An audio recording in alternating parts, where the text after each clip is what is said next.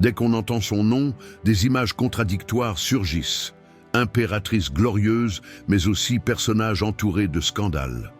Catherine II de Russie, surnommée la Grande, a su imposer son pouvoir dans un monde d'hommes, et c'est précisément cette force qui a nourri les pires rumeurs.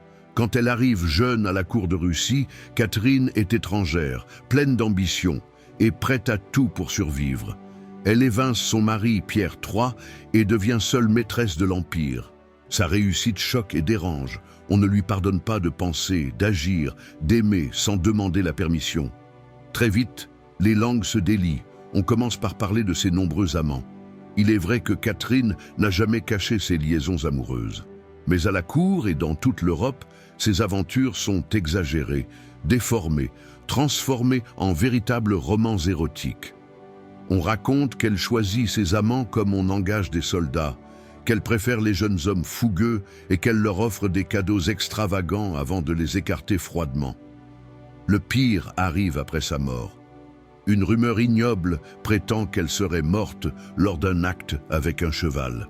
Cette histoire, entièrement fausse, est inventée pour humilier sa mémoire.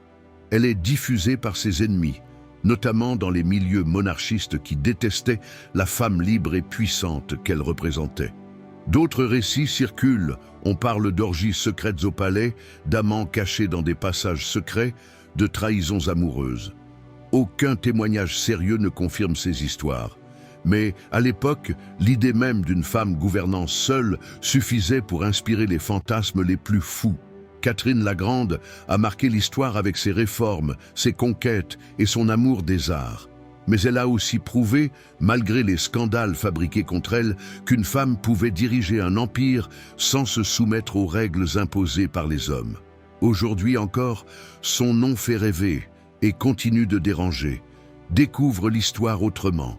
Abonne-toi, like et partage.